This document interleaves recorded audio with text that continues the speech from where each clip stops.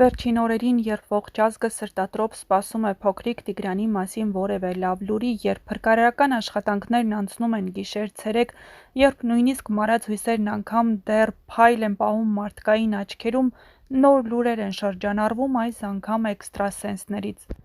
Մեդիահաբի հետ զրույցում մի անանուն էքստրասենս, ով չցանկացավ ներկայանալ, բայց վստահորեն հայտարարեց. «Ես զգում եմ, որ երեխան գետում չէ, նա ողջ է, առողջ է, և ինձ փոխանցվում է, որ նա կգտնվի հնարավոր է շատ շուտով», մեդիահաբի հետ զրույցում ասել է էքստրասենսը։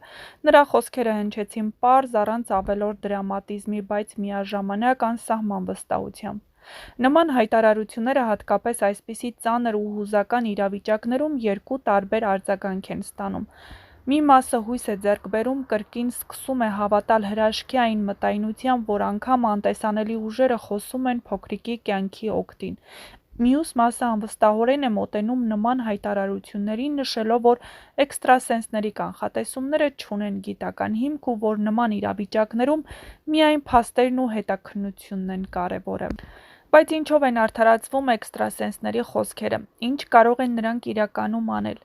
Էքստրասենսներն ընդհանուր առմամբ պնդում են, որ ունեն էներգետիկ դաշտեր զգալու պատկերներ կամ տեսիլքներ ստանալու ունակություն, երբեմն նույնիսկ կոնկրետ վայրերի, թվերի կամ անձանց հետ կապված։ Նրանց մի մասն աշխատում է կոնկրետ բաներով՝ լուսանկարով, հագուստով, բիոդաշտով։ Ոմանք պնդում են, որ կարող են մարդու գտնվելու վայրը զգալ մետրերի ճշգրտությամբ, երբեմն առաջադրելով նույնիսկ քարտեզների վրա նշումներ։ Իսկ արդյոք դրանք վստահելի են։ Պատմությունը ցույց է տվել տարբեր դեպքեր, երբ էքստրասենսների կանխատեսումները զարմանալիորեն ճշգրիտ են եղել։ Նրանցից ոմանք օգնել են որոշ քրեական գործերի բացահայտման ժամանակ կամ գոնե ուղղորդել որոնումները ճիշտ ուղղությամբ։ Բայց այս ամենը մնում է վիճարկելի, քանի որ նույնքան դեպք էլ կա, երբ կանխատեսումներն ապացուցվել են կեղծ կամ հուսախաբություն առաջացնող։ Իրավապահ մարմինները սովորաբար չեն հիմնվում միայն էքստրասենսների վրա, սակայն որոշ դեպքերում, հուսալով ինչ իմանան սկզբունքով, նաև հաշվի են առնում նրանց կողմից մատնանշված վայրը, այլ կերպ ասած, այդ տվյալները կարող են դառնալ որոնողական խմբերի կողմնորոշման լրացուցիչ աղբյուր, բայց ոչ առաջնային հենարան։ Տիգրանի դեպքում, երբ գետը, անտառները, լքված շինությունները մի քանի անգամ ստուգվել են և ոչ մի վկայություն նրա գտնվելու մասին դեռ չի գտնվել, մարդիկ սկսում են իրենց սիրտը պահել նման խոսքերի համար։ Ու եթե անգամ գիտականորեն հաստատված չէ, որ այս էքստրասենսը ճիշտ է, նա տվել է կարևոր մի բան՝ հույս։ Հավատանք մենք նրան, թե ոչ, դա կախված է յուրաքանչյուրիս համոզմունքից, բայց կարևորն այն է, որ այս խոսքերը մարդուն ստիպում են նորից հավատալ, նորից աղոթել, նորից մաքրել արցունքները և բարձրանալ Սար, որ գուցե հենց այն քարն է, որի հետևում փոքրիկն է, կենդանի, սպասող։ Եվ եթե այս անգամ ոչ թե կանխատեսումն է ճշգրիտ, այլ այն, ինչ մենք անում ենք այդ հույսով, գուցե հենց դա է Տիգրանին գտնելու իրական ուղին։ Տիգրանը ողջ է, Տիգրանը պիտի վերադառնա։ Եվ եթե անգամ այս խոսքերն արտահայտել է անանուն էքստրասենսը, դրանց մեջ այսօր կա մի ամբողջ ժողովրդի աղոթքն ու սպասումը։ Տիգրանի անհետացման դեպքի շուրջ շրջանառվում են մի քանի հիմնական վարկածներ, որոնք թե իրավապահների, թե հասարակության և թե մեդիայում բարձրաձայնվում են։ Ահա հիմնական ենթադրություններից մի քանիսը համառոտ և հնարավորության սահմաններում տրամաբանական բացատրությամբ։ Գետի մեջ ընկնելը։ Այս վարկածն ակտիվորեն ուսումնասիրվում է առաջին իսկ օրվանից։ Մարմարիկ գետը գտնվում է անմիջապես գյուղի սահմանին և հաշվի առնելով տարածքի վտանգավորությունը, բացառել այս տարբերակը հնարավոր չէ։ Սակայն հարցեր են առաջանում, եթե երեխան հազիվ էր քայլում, արդյոք ինքը միայնակ կարող էր հասնել գետին։ Բացի այդ, մինչև հիմա գետում ոչ մի հստակ հետք չի հայտնաբերվել։ Ողբերգական պատահար կենդանու հարձակման պատճառով։ Չնայած սա քիչ հավանական է, քանի որ կենդանու հարձակման դեպքում կլիներ աղմուկ, լացի ձայն կամ հետքեր։ Մարդաշատ գյուղում ցերեկը նման դեպքը դժվար է աննկատ անցներ։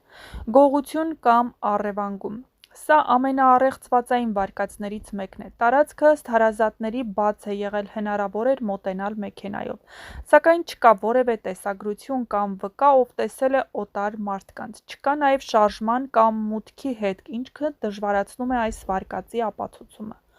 Մոլորվել է և թաքնված է որևէ անկյունում։ Որոշ մասնագետներ, ներառյալ հոգեբաններ, ենթադրում են, որ երեխան կարող էր վախից կամ սահմռկեցուցիչ ձայնից մոլորվել և թաքնվել որևէ տեղ, հետո ուժասպառ լինել։ Նման դեպքերը շատ են եղել նաև այլ երկրներում, երբ օրեր անց երեխան գտնվել է թփուտում կամ գյուղական շինության ետնամասում։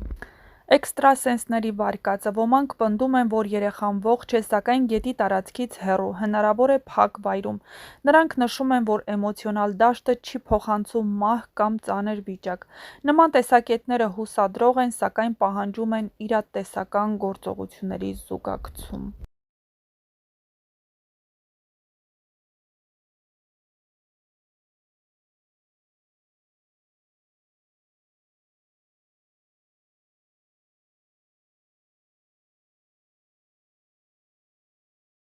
Արդեն չորրորդ օրն է, ինչ իրականացվում են որոնողական աշխատանքներ երկուամյա Տիգրանին հայտնաբերելու ուղղությամբ։ Մարմարիկում է ու Տիգրանի ընտանիքի հետ է հանդիպել հոգեբան Մարիամ Մեհրաբյանը։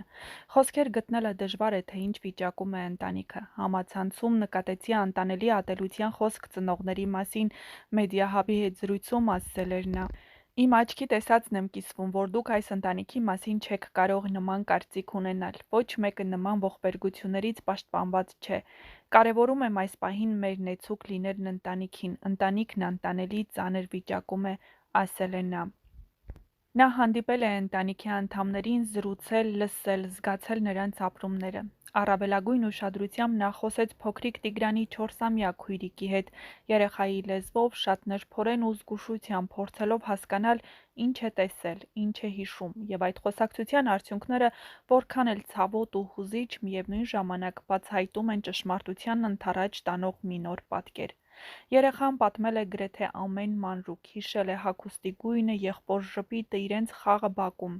Բայց մի պահ, այն ճակատագրական պահը, երբ Տիգրանը ենթադրաբար դուրս է մնում նրա հիշողությունից, մթագնած է։ Ինչպես ասում են հոգեբանները, երեխան հաճախ գիտակցորեն մոռանում է այն, ինչն իր հոգու համար չափազանց ծանր է կամ անընկալելի։ Եվ սա հուշում է ոչ թե անհանգստացնող անտարբերություն, այլ հոգեբանական ինքնապաշտպանություն է փոքրիկի կողմից։